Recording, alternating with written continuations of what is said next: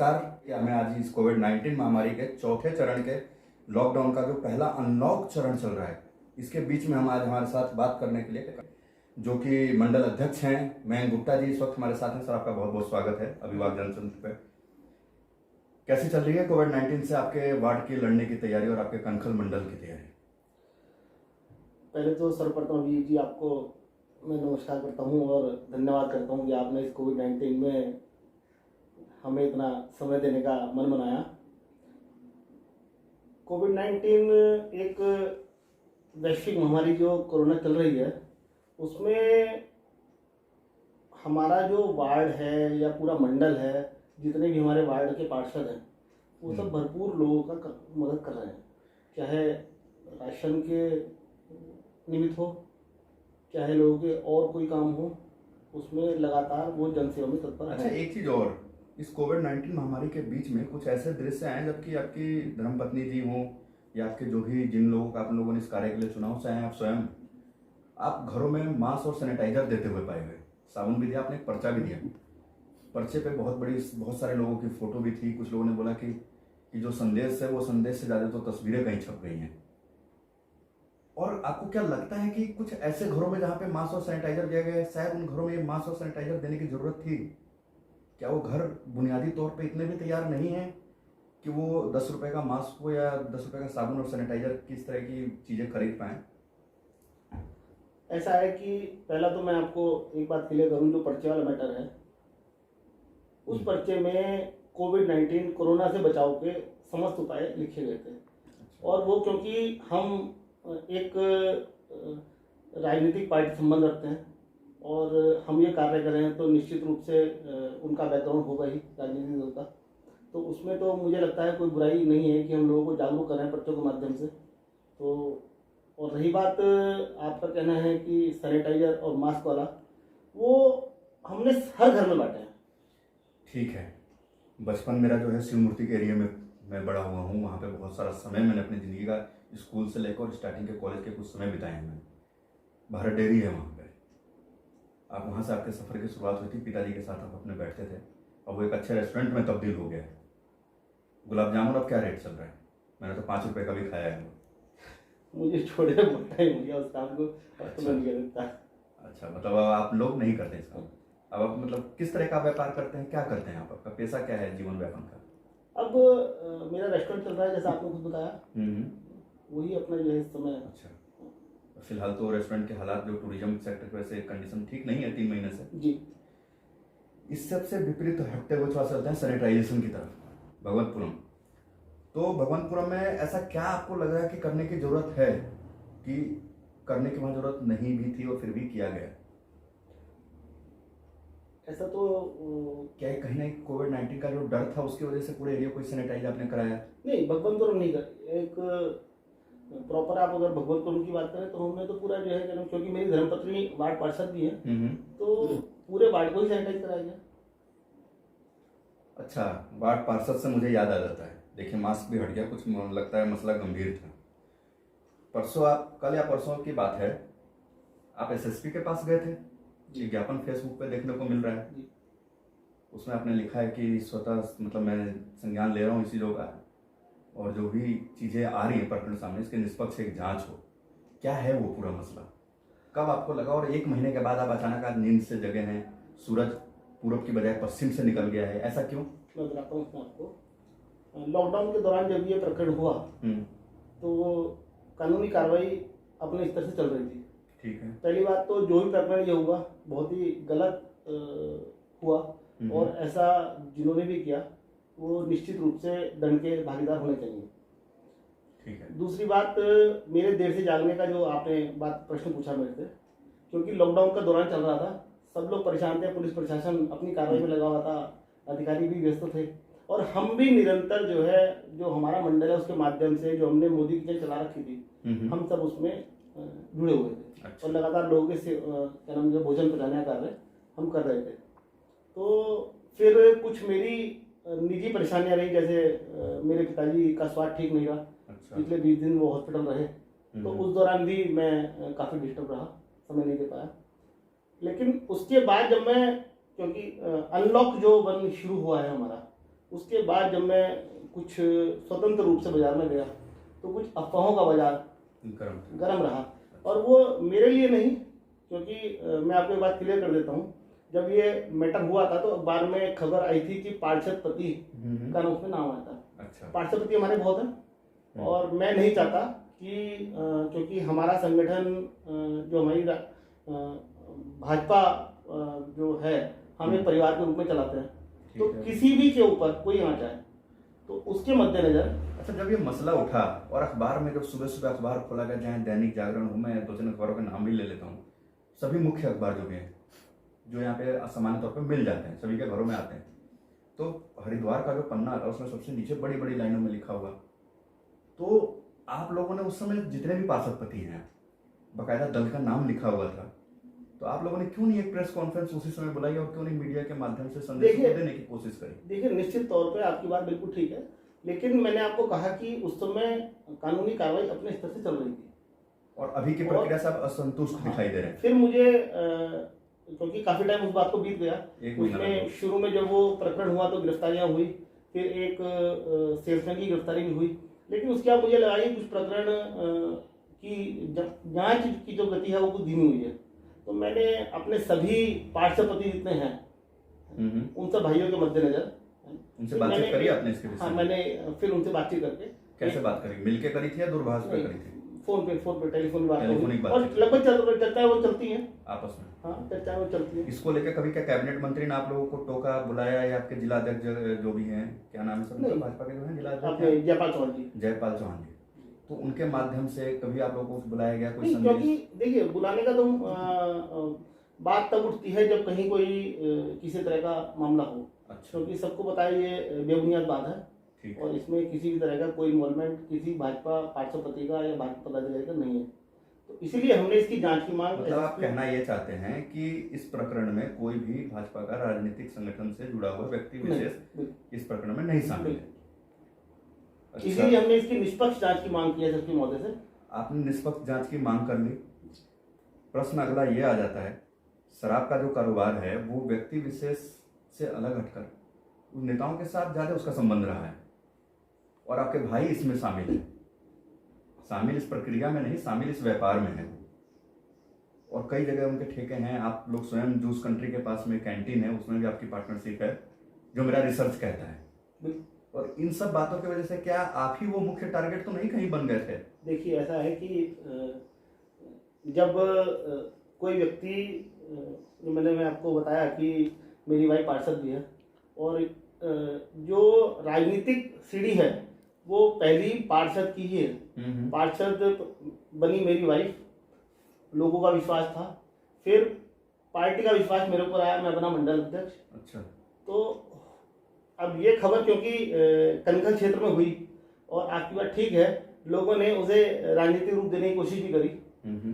रही बात मेरे भाई साहब की, तो उनका व्यापार है, निश्चित तौर पे है और वो करते हैं लिकर का काम, लेकिन वो करते हैं सरकार के कानूनी दायरे में रहकर। अच्छा, कुछ ठेकों से शराब भी गायब हुई थी, ये भी सुनने में आया था। जब ऑडिट करा गया तो ऑडिट में कई ठेकों में शराब कम पाई गई, जो कि लॉकडाउन के समय में वहाँ पे मात्रा होनी चाहिए थी। क्या उसमें आपके भाई का भी कोई ठेका है शामिल? देखिए, मैं आपको इसमें भी क्लियर कर देना चाहता हूँ कि जो मेरे भाई साहब हैं उनका व्यापार उनके अपने स्तर तक सीमित है और मेरा व्यापार मेरे स्तर तक सीमित है। तो वो कितना व्यापार करते हैं, किसके साथ करते हैं, मेरी को उसकी जानकारी नहीं होती। नहीं, व्यापार नहीं पूछ रहा हूँ मैं पूछ रहा हूँ कि वो जो मैं वही बता रहा हूँ कि उनका जो व्यापार कहाँ से जुड़ा हुआ है और उनके साथ क्या जो है, मान लो आप ठेके की स्टॉक की जो बात कर रहे हैं, वो मेरी जानकारी में कोई प्रकरण नहीं होता। एसएसपी से हम इस विषय में कोई बात करते हैं। अच्छा, जो पत्र दिया था आपने, एसएसपी महोदय ने आपको क्या दिया है उसके लिए आश्वासन? एसएसपी महोदय ने कहा, निष्पक्ष जांच का आश्वासन दिया हमें कि हम इसकी जांच चल रही है, लगातार रुकी नहीं है और हम इसमें जल्द ही दोषियों को दंडित करेंगे। और कोई ऐसा मसला जो आप चाह रहे हो मेरे माध्यम से वहां बताना कि मैं इस प्रकरण में बहुत ही ज्यादा किसी पत्रकार ने इसको दोबारा छापा नहीं? मैं आपके माध्यम से, आप ठीक कह रहे हैं, मैं आपके माध्यम से एक संदेश उन लोगों को देना चाहूंगा, बहुत क्लियर कट, जो लोग लगातार भाजपा और भाजपा से जुड़े लोगों को अवैध शराब बिक्री के कारोबार के नाम पे टॉर्चर करते हैं, उनका हैरेसमेंट करते हैं, उन्हें आरोपित करते हैं। लेकिन इस प्रकरण में, जबकि लॉकडाउन में शराब की तस्करी पकड़ा जाना ये अपने आप में बहुत बड़ा मुद्दा था, उन लोगों का इस पे कोई भी किसी भी तरह का रुझान ना आना, किसी भी तरह का उनका कोई क्या शब्द यूज करूँ मैं आपको, मतलब कोई संज्ञान ना लेना, अपने आप में बहुत कुछ दर्शाता है। और मुझे लगता है मतलब अब उनकी चुप्पी है वो इस बात को दर्शाती है कि हो सकता है कि इस प्रकरण के दाग उनके दामन पे भी लगे हों। मंडल अध्यक्ष बन गया, पत्नी चुनाव भी जीत जाती हैं, पार्टी का विश्वास जीतते हैं, मंडल अध्यक्ष की कुर्सी दे दी जाती है इनाम के रूप में। इस इनाम के आने के बाद मंडल अध्यक्ष की टीम में बिखराव नजर आता है कनखल में। कुछ वो यूनिटी नहीं देखी जाती जो पुराने समय में गंगा के किनारे सफाई करते हुए देखी जा रही थी, या अन्य कार्यक्रमों के माध्यम से हमने कई बार कनखल के लोगों को देखा। ये आप गलत कह रहे हैं। क्या वो यूनिटी मंडल जो कायम है या फिर किसी पद की लालसा कुछ नहीं, मैं बता रहा हूँ, मंडल की जो टीम हमारी है वो पूरी एकजुट है। और उसकी एकजुटता आपने अगर पहले अगर आप जो है संपर्क मेरा आपसे होता तो आप कभी मोदी किचन पे हमारे आए नहीं, वहाँ आपको पता लगता है कि एक एक कार्यकर्ता खुद स्वयं अपने हाथों से भोजन तैयार करके लोगों को वितरित करता है। और वो यूनिटी का ही काम रहा। और मैं आपको एक चीज़ और बताऊंगा, जब ये लॉकडाउन का प्रकरण हुआ, वो जो शुरू में बात आई थी कि इतना समय क्यों बीता, जब लॉकडाउन का प्रकरण हुआ तो उसके लगभग एक हफ्ते बाद मैं 10 दिन बेड पे रहा, मेरे को डिस्क स्लिप की दिक्कत है। अच्छा। तो लेकिन उस 10 दिन के अंतर भी निरंतर मोदी किचन का काम नॉन स्टॉप चलता रहा। एक चीज और मुझे ये लगता है कि कोविड-19 जो बीमारी है, इसकी वजह से आप अपनी टीम को संगठित करने में कहीं कमजोर तो नहीं पड़ गए? या चुनाव का ना हो पाना, प्रक्रिया को ना चल पाना, जो आपकी एक नई टीम का गठन होना था, जो आपने चार्ज जिनसे लिया है इसका, उसके बाद जो नई टीम बननी थी जिसमें कई सारी, उसके बाद जो हमारी टीम बननी थी, जो नहीं हमारी मंडल की तो हमारा गठन हो चुका है। जो मंडल का विस्तारीकरण था वो पेंडिंग है हमारा, क्योंकि लॉकडाउन हो गया था। और अब आगे मोर्चों का गठन हुआ है, तो उसमें अभी कुछ कहना तो ठीक नहीं है, क्योंकि वो जो संगठन का निर्णय होगा वो सबको मानना होगा। संगठन का निर्णय कौन लेगा? संगठन का निर्णय माननीय मंत्री जी, हम देखिए, हम जो भी काम करते हैं और सब कुछ होता है हमारा माननीय मंत्री जी के निर्देश में। अच्छा। प्रेरित होते हैं हम हमारे यशस्वी प्रधानमंत्री मोदी जी से, नरेंद्र मोदी जी से। और इसलिए जो भी निर्णय हमारे माननीय मंत्री जी का होगा वो सबको मानना होगा। भाजपा से जुड़ने का सबसे पीछे रीजन क्या था आपका? यही दल क्यों? देखिए, भाजपा से जुड़ने का जो रीजन है, 20 साल के मंत्री जी तो नहीं है जो 20 साल से लगातार विधायक हैं यहाँ पे और कैबिनेट का हर बार पद मिल जाता है। लगाव कहीं उस गेंद की तरफ तो नहीं झुक रहा था कि सत्ता दल में बैठे हुए हैं? मैं आपको एक चीज और बताता हूँ, क्योंकि आपने जिक्र किया था भारत डेयरी का भी। तो हमारी जो राजनीतिक कक्षा शुरू हुई थी वो हुई थी हमारी, जहाँ मेरा गृह क्षेत्र पहले था, वहाँ के वार्ड चुनाव से। हमारे यहाँ सुभाष चंद्र जी और आप शायद वहीं उसी समय पढ़ा था। तो राजनीतिक हमारी शिक्षा वहाँ से शुरू हुई और लगातार जुड़ाव हमारा भाजपा से वहीं से रहा। कनखल से तो मेयर भी आती है, कनखल से बड़े देखिए मेयर भी आते हैं। बिल्कुल आपकी ठीक बात है। नगर निगम में हमारी मेयर महोदया कांग्रेस पार्टी से हैं, हम भाजपा से हैं। लेकिन मैं आपको एक बात और क्लियर कर देना चाहता हूँ कि चाहे वो हम भाजपा से हैं, वो कांग्रेस से हैं, लेकिन हमारा कोई आपसी मतभेद नहीं है। और कभी भी किसी मुद्दे पर जहां जनहित की बात आएगी वहां हम उनके विरोध में जाएंगे। अगर मान लो वो जनहित का कहीं नुकसान हो रहा होगा तो हम उसका विरोध करेंगे, नहीं तो जनहित का कोई भी मुद्दा होगा हमेशा उनके साथ खड़े रहते हैं। जनता के प्रतिनिधि होने के नाते, और लॉकडाउन का जो लगभग 70 दिनों से ज़्यादा का सफ़र है, इसके बीच में जीवन व्यापन के कई सारे तरीके सामने आ चुके हैं। हमें भी, हम सभी के लिए एक नया एक्सपीरियंस था। सब्जी बेचने के तरीके हों या फिर अपनी दुकानों पे सोशल डिस्टेंसिंग करनी हो, सर्कल्स के माध्यम से खड़े होने का जो जगह निर्धारित करा गया, लोग भी एक दूसरे से सीख रहे हैं। तो उस बीच में वो ऐसी कौन सी मास्टर प्लानिंग है जो कि आप अगला करने वाले हैं? देखिए, सबसे पहले तो लोगों को हम जागरूक करने का काम लगातार तब से कर रहे हैं जब से कोरोना चल रहा है। और मैं लोगों से अपील करना चाहूँगा कि अनलॉक हुआ है हमारा देश, लॉकडाउन खत्म नहीं हुआ है। तो अपनी सुरक्षा के लिए लगातार जो निर्देश हैं, दूरी बनाकर रखें, मास्क का लगातार इस्तेमाल करें, हाथ बराबर धोएं और किसी भी सार्वजनिक स्थान पर अभी अनावश्यक कार्य से ना जाएं, अति आवश्यक हो तभी जाएं। दूसरी बात, जीवन यापन का जो तरीका है, अब सरकार ने कुछ चीज़ें खोली हैं, उनके कुछ कायदे कानून हैं। जैसे मैं आपको एक छोटा उदाहरण देता हूँ, बैटरी रिक्शा है, बैटरी रिक्शा सरकार ने खोल दिया, लेकिन वो 2 सवारी साथ उसको बैठा नहीं सकते। अब बैटरी रिक्शा में 2 सवारी बैठेंगी, 4 की परमिशन होनी चाहिए थी, लेकिन क्योंकि वो कुछ सुरक्षा के कारणों से उन्होंने 2 की परमिशन दी है। तो उसके लिए मेरे दिमाग में एक चीज़ थी कि बैटरी रिक्शा के बीच में अगर हम एक पार्टीशन कर दें पन्नी डाल के, तो उसमें डिस्टेंस ही बना रहेगा और उसमें 4 जनों का आवागमन आसानी से हो पाएगा। कह रहे हैं कि उससे जो रिक्शा को चलाने वाला जो चालक है, जिसकी जो लागत है वो निकल पाएगी, वो नहीं निकल पाएगी 2 सवारी से। इसलिए उसके लिए हम उसमें बीच में अगर उसमें पन्नी का पार्टीशन करें सुरक्षा कवच के रूप में, देखना दिलचस्प होगा जो आप करने वाले हैं ये। और उसके बाद वो किस तरह से और रिक्शा वाले या और भी जो भी आपके प्रतिनिधि हैं, नहीं, हम एक बार इसको अभी एक प्रयोग के तौर पे करके देखेंगे। अगर ये कामयाब रहा इसके माध्यम से हम इसको जो है फिर मैक्सिमम लोगों तक पहुंचाने की कोशिश करेंगे। कुछ ऐसी बातें और भी जो आप बताना चाहते हो, क्योंकि ये शराब का प्रकरण जो है आपके फेसबुक पे छाया हुआ है, बहुत ही तेजी से वायरल हो रहा है। कई लोगों ने शेयर भी करे हैं, कई लोगों के पोस्ट भी आ रहे हैं कि आपने लेट कर दिया, आपने अभी क्यों निर्णय लिया, ये ऐसा क्यों किया, क्या आपको किसी से बात करनी चाहिए थी या फिर आपको ये लेटर वापस न लेना पड़ जाए। कुछ ऐसे भी लोग लिख रहे हैं जो मैंने कमेंट पढ़े हैं, उसके आधार पे आप क्या बताना चाहेंगे?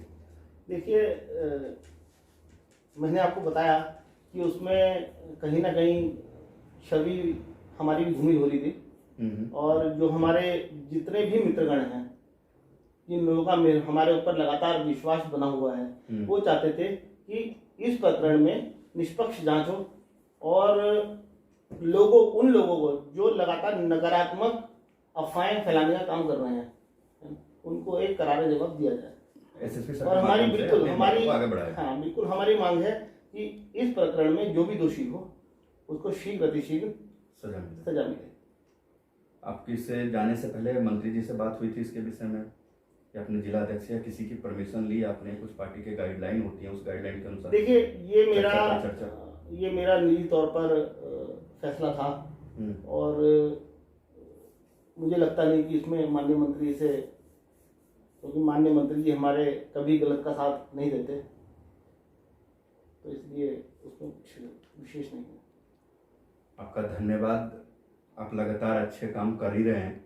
और जो भी देखिए, जनता ने आपको अपने प्रतिनिधि के रूप में चुना। सबसे जहाँ से बुनियाद हमारे राजनीतिक धरातल की तैयार कर जाते हैं, वहाँ से आप पति पत्नी दोनों ही आप लोग हैं, और उसी बुनियाद से आप लोग आगे बढ़ रहे हैं और आप आगे भी बढ़ते रहें, मेरा यही आपसे शुभकामनाएं। और इस तरह के व्यापार का देखिए, अभिभावक जनतंत्र हमेशा ही विरोध करता रहा है, और खास करके कोविड-19 महामारी के बीच में जब इस तरह की चीज़ें सामने आती हैं समाज के, तो समाज में जो लोग अग्रसर होते हैं करने के लिए, जो जनता की भलाई के लिए काम करते हैं, चाहे वो भोजन उपलब्ध कराना हो, कच्चा या पक्का राशन हो, तो हिम्मत टूटती सी है।